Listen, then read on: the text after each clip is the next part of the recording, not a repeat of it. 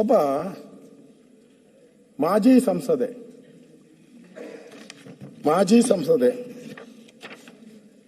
ಅವರ ತಂದೆ, ತಾತ, ಮುತ್ತಾತ ಎಲ್ಲರೂ ಕೂಡ ಈ ನಾಡಿನ ಕಲೆಯನ್ನ, ಜಾನಪದ ಕಲೆಯನ್ನ, ರಂಗಭೂಮಿ ಕಲೆಯನ್ನ, ಕರ್ನಾಟಕದ ಕೀರ್ತಿಯನ್ನ ದೇಶ ಮಟ್ಟದಲ್ಲಿ ಎತ್ಕೊಂಡೋಗಿ ತೋರಿಸ್ತಂತ ಒಂದು ಕುಟುಂಬ ಅದು. ಗುಬ್ಬಿ ಕೇಳಿದಿರ ತಾವು? ಗುಬ್ಬಿ ಅವರು ಜಯಶ್ರೀ ಅವರು, ಪರಮೇಶ್ವರ್ ಗೊತ್ತಲ್ಲ, ರಾಜ್ಯಸಭಾ ಸದಸ್ಯರು, ಕೇಂದ್ರ ಪ್ರಶಸ್ತಿ ಕೊಟ್ಟಿದ್ದಾರೆ, ಕನ್ನಡ ರಾಜ್ಯೋತ್ಸವ ಪ್ರಶಸ್ತಿನೂ ಕೊಟ್ಟಿದ್ದೀರಿ, ರಂಗಭೂಮಿ ಕಲಾವಿದರು, ಅವರೊಂಥರ ಕರ್ನಾಟಕದ ಕೋಗಿಲೆ. ಅವರ ಹಾಡುಗಳಿಗೂ ಇನ್ನೂ ಕೂಡ ಜನರ ಮನಸ್ಸಲ್ಲಿ ಇನ್ನೂ ಉಳಿದಿದೆ. ಅವರು ಇನ್ನೊಬ್ಬ, ಮೊನ್ನೆ ಯಾರೋ ಹೇಳ್ತಾ ಇದ್ರು, ಇನ್ನೊಬ್ಬ ಜಯಶ್ರೀ ಹುಟ್ಟಕ್ಕೆ ಸಾಧ್ಯನೇ ಇಲ್ಲ, ಆ ಥರದ ಕಂಠ ಅಂತ ಹೇಳುದು. ಪದ್ಮಶ್ರೀ ಪುರಸ್ಕೃತ ರಂಗಭೂಮಿ ಕಲಾವಿದೆ ಬಿ ಜಯಶ್ರೀ, ರಾಜ್ಯಸಭಾ ಸದಸ್ಯರು. ಅವರು ಕಂದಾಯ ಇಲಾಖೆಗೆ ಹೋದಾಗ ಏನಕ್ಕೆ ಹೋಗ್ತಾರೆ? ಕಂದಾಯ ಇಲಾಖೆ, ನನ್ನ ಹತ್ರ ಜಮೀನಿದೆ, ನಾನು ಜಮೀನನ್ನು ಸರ್ಕಾರಕ್ಕೆ ದಾನ ಕೊಡ್ತೀನಿ, ರಂಗಭೂಮಿಗೋಸ್ಕರ ಈ ಜಮೀನನ್ನು ನಾನು ಕೊಡ್ತೀನಿ, ನಾನು 5 ಗುಂಟೆ ಜಮೀನನ್ನು ನಾನು ಕೊಡ್ತೀನಿ, ಅಲ್ಲಿ ರಂಗಭೂಮಿ ಕಲಾವಿದರು ಆ ರಂಗಕಲೆಯನ್ನು ಬೆಳೆಸಲಿ, ಇದು ಮುಂದುವರಿಲಿ ಅಂತೇಳಿ ರಿಜಿಸ್ಟ್ರೇಷನ್ಗೆ ಹೋದರು ಪರಮೇಶ್ವರ್ ಅವರು. ನಿಮ್ಗೆ ಗೊತ್ತಿದೆ, ರಿಜಿಸ್ಟ್ರೇಷನ್ ಅವರು 100 ಕೊಯ್ರಿ ಹಾಕಿ ಕಳಿಸ್ತರು, ಸರ್ವೆ ಮಾಡಿಸ್ಕಮ್ಮ ಅಂತ ಹೇಳಿದ್ರು. ಪಾಪ ಆ ಅಮ್ಮ 3 ಬಾರಿ ಅರ್ಜಿ ಕೊಟ್ಟಿದ್ದಾಳೆ, 3 ಬಾರಿ 3 ಟೈಮ್ಸ್ ಅರ್ಜಿ ಕೊಟ್ಟಿದ್ದಾಳೆ. 3 ಬಾರಿ ಅರ್ಜಿ, ನೋ ರಿಪ್ಲೈ. ಬಿಡಿ, ಬಡವ್ರ ಪಾಡು, ನಮ್ಮ ಪಾಡೆಲ್ಲ ನಮ್ಮದು ಬಿಡಿ, ಬಡವ್ರ ಪಾಡು ಏನು ಪಾಡು ಅಂತ ಆ ಪದ ಹೇಳೋಕ್ಕಾಗಲ್ಲ, ನಾವು ನಾಯಿ ಪಾಡಾಗೋಗ್ಬಿಟ್ಟಿದೆ ನಮ್ದೆಲ್ಲ. ಆ ಅಮ್ಮ ಕೊನೆಯಲ್ಲಿ ಆಫೀಸ್ಗೆ ಹೋಗ್ತಾರೆ, ಸರ್ವೆ ಆಫೀಸ್ಗೆ. ಅವನು ಯಾವನೋ ADLR ಹೇಳ್ತಾನೆ, ನಿಮ್ಮ ಕೆಲಸಕ್ಕಿಂತ ನಮ್ಮ ಮೇಲಾಧಿಕಾರಿಯೇ ಕೆಲಸ ಮುಖ್ಯ. ADLR ಅವನು ಹೇಳೋದು. ಜಯಶ್ರೀ ಅವರು ಸ್ಟೇಟ್ಮೆಂಟ್ ಮಾಡಿದ್ದಾರೆ, ಸರ್ವೇಯರ್ ಉಡಾಫೆಯಿಂದ ವರ್ತಿಸುವುದಲ್ಲದೆ ಉದ್ದಟನದ ಮಾತುಗಳನ್ನಾಡಿ ಬೇಸರ ಉಂಟು ಮಾಡಿದ್ದಾರೆ. ಮಾಜಿ ಸಂಸದೆ ಆದ ನನ್ನನ್ನೇ ಅಲೆದಾಡಿಸಿರುವ ಇವರು ಸಾರ್ವಜನಿಕ ಕೆಲಸ ಮನ್ನಣೆ ಕೊಡುತ್ತಾರೆಯೇ? ಜಯಶ್ರೀ ಕಲಾವಿದೆ. ನಮ್ಮ ಕನ್ನಡ ಸಂಸ್ಕೃತಿ ಇಲಾಖೆಯ ಮಂತ್ರಿನೂ ಇಲ್ಲೇ ಇದ್ದಾರೆ. ಕಿವಿ ತೆಗೆದ್ಬಿಟ್ರು, ನಾನು ಹೇಳಿದ ತಕ್ಷಣ ಕಿವಿಗೆ ಹಾಕೊಂಡಿದ್ದು ತೆಗೆದ್ಬಿಟ್ರು, ಯಾಕಪ್ಪ ನನಗೆ ಅಂತ ಹೇಳ್ಬಿಟ್ಟು. ಇರಲಿ ಹೇಳ್ಬಿಡ್ತೀನಿ, ಅದನ್ನ ಹೇಳ್ಬಿಡ್ತೀನಿ. ದಾನ ಕೊಡಕ್ಕೆ ಹೋದಂತ ಜಮೀನ್ಗೆ ಸರ್ವೆ ಮಾಡೋಣಕ್ಕೆ ನೀನು ಲಂಚಕ್ಕೋಸ್ಕರ ಅಲಿಸ್ತಾ ಇದ್ದೀರಲ್ಲ. ಇಂಥ ಕಲಾವಿದೆ ಜಯಶ್ರೀ, ರಾಜ್ಯಸಭಾ ಸದಸ್ಯರು, ಪದ್ಮಶ್ರೀ, ಏನಕ್ಕೆ ಬೇಕು ಅವ್ರಿಗೆ? ರಾಜ್ಯಸಭಾ ಪದ್ಮಶ್ರೀ, ರಂಗಭೂಮಿ ಕಲಾವಿದೆ, ಟಿವಿಗಳಲ್ಲಿ ದಿನನಿತ್ಯ ನೋಡಿದ್ದಾರೆ ಆ ಅಯ್ಯಮ್ಮ ಆಡೋ ಹಾಡನ್ನ. ಆ ಅಮ್ಮ ನೋವಿನಿಂದ ಹೇಳಿದಾಳೆ, ನನ್ನನ್ನು ಅಲಿಸಿ ಅಲ್ಲಿಂದ ಕಳಿಸಿದ್ದಾರೆ, ನಿನ್ನ ಕೆಲಸ ಮುಖ್ಯ ಅಲ್ಲ ನನಗೆ, ನಮ್ಮ ಅಧಿಕಾರಿ ಕೆಲಸ ಮುಖ್ಯ ಅಂತ ಹೇಳಿದ್ದಾರೆ. ನಾಚಿಕೆ ಆಗ್ಬೇಕಲ್ಲ ಈ ಸರ್ಕಾರಕ್ಕೆ? ಗೌರವ ಇದ್ದಿದ್ರೆ 1 ನಿಮಿಷಕ್ಕೆ ಸಸ್ಪೆಂಡ್ ಮಾಡಬೇಕಾಯ್ತು, ಮಾಡಿದ್ದೀರಾ? ಯಾಕೆ ಮಾಡಿಲ್ಲ?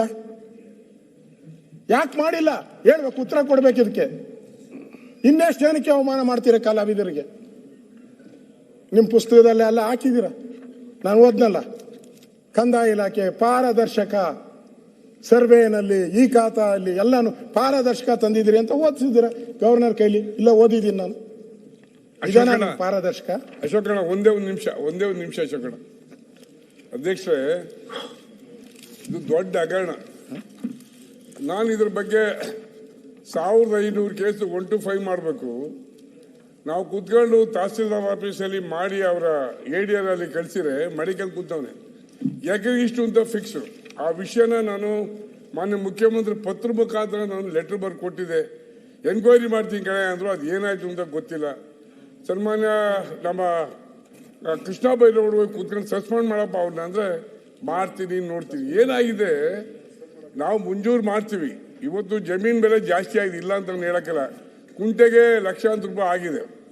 ಲಕ್ಷಾಂತರ ರೂಪಾಯಿ ಅವ್ರು ಉತ್ತವ್ರೆ 30-40 ವರ್ಷ ಅವ್ರ ಪೊಸಿಷನ್ ಅವ್ರೆ.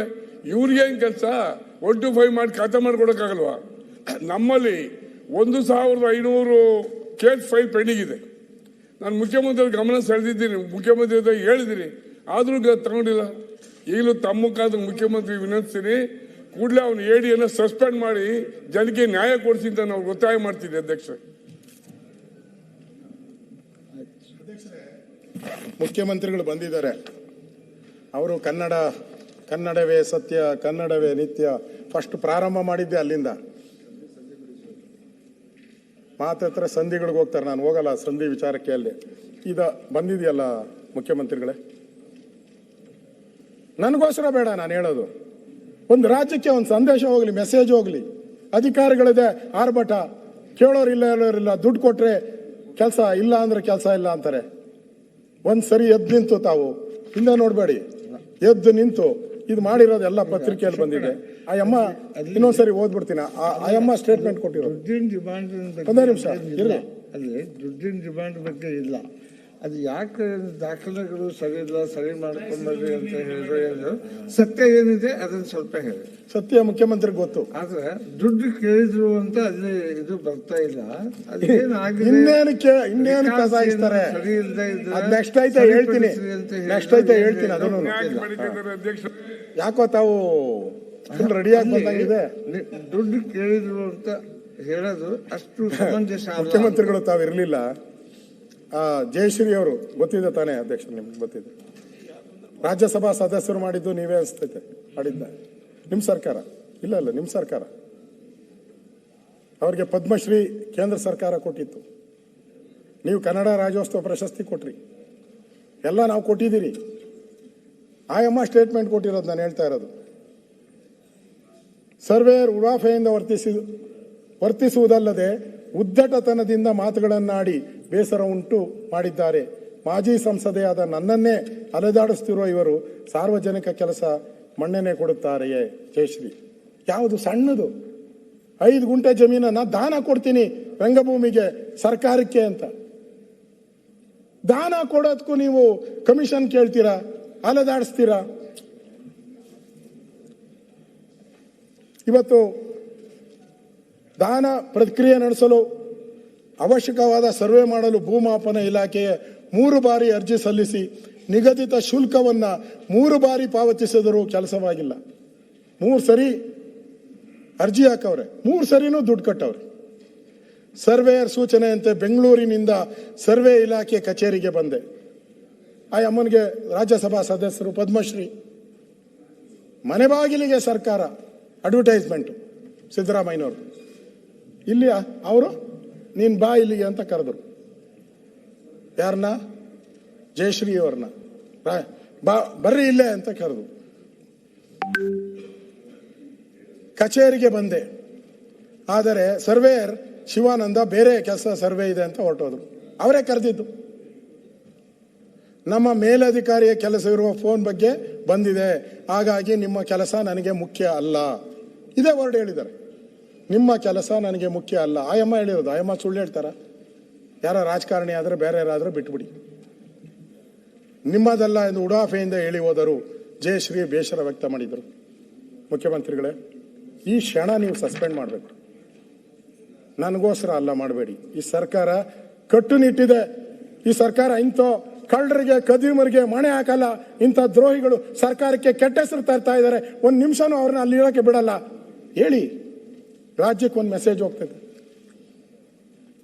ಮೊನ್ನೆ ಬೇರೆ ಸುನೀಲ್ ಹೇಳಿದ್ದಾರೆ, ಆ ಖಡಕ್ ಮುಖ್ಯಮಂತ್ರಿ ಹೊರಟೋಟ್ರು ಅಂತ. ಇವಾಗ ಗೊತ್ತಾಗ್ತತೆ. ಈಗ ಹೇಳಿ, ಯಾರು ADLR ಮಾಡಿದ್ದಾರೆ ಅವನಿಗೆ ಸದನದಿಂದಾನೇ ಪನಿಷ್ಮೆಂಟ್ ಹೋಗಿ ಬುದ್ಧಿ ಬರ್ತೈತೆ ಇವ್ರಿಗೆಲ್ಲ. ಇಂಥವ್ರಿಗೆ ಹಿಂಗಾದ್ರೆ ಈ ಕಲಾವಿದರ ಪಾಡಿ ಏನು ಕರ್ನಾಟಕದಲ್ಲಿ? ಇದು ಬಹಳ ನೋವಿನ ಸಂಗತಿ. ನಾನು ಕೂಡ ಮುಖ್ಯಮಂತ್ರಿಗಳು ಇದಕ್ಕೆ ರಿಯಾಕ್ಟ್ ಮಾಡ್ತಾರೆ ಅಂತ ತಿಳ್ಕೊಂಡಿದ್ದೆ. ಯಾಕೋ ಸುನೀಲ್ ನೀ ಹೇಳ್ದಂಗೆ ಆದಂಗೆ ಐತೆ, ಖಡಕ್ ಇದ್ದಂಗೆ ಕಾಣಿಸಿಲ್ಲ ನಮ್ಮ ಮುಖ್ಯಮಂತ್ರಿಗಳು. ಅದರಿಂದ ಈ ಅಧಿಕಾರಿನ ಸಸ್ಪೆಂಡ್ ಮಾಡಬೇಕು.